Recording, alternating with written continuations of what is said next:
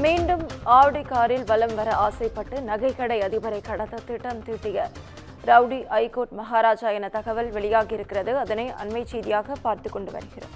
இது குறித்த முழு விவரங்களை வழங்க செய்தியாளர் சுப்பிரமணியன் நம்மோடு இணைப்பில் காத்திருக்கிறார். சுப்பிரமணியன், வணக்கம். விவரங்கள். தூத்துக்குடி மாவட்டத்தை சேர்ந்தவர் ஐகோர்ட் மகாராஜா. இவர் மீது 16 வழக்குகள் நிலுவையில் இருப்பதாக காவல்துறை தரப்பில் சொல்லப்பட்டிருக்கிறது. ஒரு கொலை வழக்கு நிலுவையில் இருக்கிறது. தான் காதலித்த பெண்ணையே இவர் கொலை செய்த வழக்கு நிலுவையில் இருக்கிறது. சென்னை ஆதம்பாக்கம் பகுதியில் பிரபல நகைக்கடை அதிபரை கடத்தி வழிப்பறி செய்வதற்கான திட்டத்தை இந்த கும்பல் தீட்டியிருந்ததாக தெரிய வந்தது. அதன் அடிப்படையில் வேளச்சேரி பகுதியில் வைத்து கடந்த வாரம் இவருடைய கூட்டாளிகளாக இருக்கக்கூடிய வினோத், பாலமுருகன், சுரேஷ் ஆகிய 3 பேரை தனிப்படை போலீசார் அதிரடியாக கைது செய்தார்கள். கைது செய்யப்பட்ட பிறகுதான் ஐகோர்ட் மகாராஜா இந்த வழக்கில் முக்கிய குற்றவாளியாக இருப்பதாக தெரிய வந்தது. அதன் தொடர்ச்சியாக ஐகோர்ட் மகாராஜாவை பிடிப்பதற்கான பல்வேறு கட்ட முயற்சிகள் ஈடுபட்டு திருநெல்வேலியில் வைத்து ஐகோர்ட் மகாராஜாவை கைது செய்து சென்னை கொண்டு வந்த போது தப்ப முயற்சி செய்திருக்கிறார். அப்போது அவரது காலில் சுட்டு போலீசார் பிடித்திருக்கிறார்கள். அவரிடமிருந்து முக கவசம் மற்றும் கயிறு, கத்தி, துப்பாக்கி போன்றவை பறிமுதல் செய்யப்பட்டிருக்கிறது. மேலும் ஏற்கனவே கடந்த மதுரையில் நடந்த பள்ளி மாணவன் கடத்தல் வழக்கில் இவர் ஒரு முக்கிய குற்றவாளியாக இருந்திருக்கிறார். இவருடன் நெருக்கமாக இருந்தவர் IAS அதிகாரியுடைய மனைவி சூர்யா என்பவர்.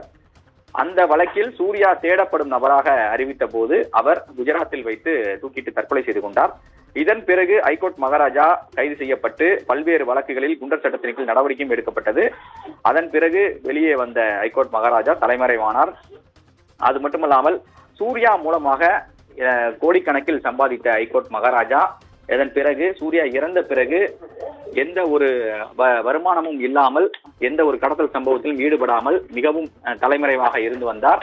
அது மட்டுமல்லாமல் தான் பயன்படுத்தி வந்த ஆடி காரையும் விற்றுவிட்டார். இதனால் தாதாவாக வலம் வந்தவர் சாதாரண நபராக அதே பகுதியில் சுற்றித் திரிந்ததால் யாரும் தன்னை மதிக்கவில்லை என்ற ஒரு நினைப்பில் மீண்டும் ஒரு பெரிய ஒரு கடத்தல் சம்பவத்தில் ஈடுபட்டு நகை பணத்தை கொள்ளையடிக்க திட்டம் தீட்டினார் ஐகோர்ட் மகாராஜா. அதன் பிறகுதான் ஆதம்பாக்கத்தில் ஒரு நகைக்கடை அதிபரை கடத்த அவர் திட்டமிட்டிருந்தது தெரிய வந்தது.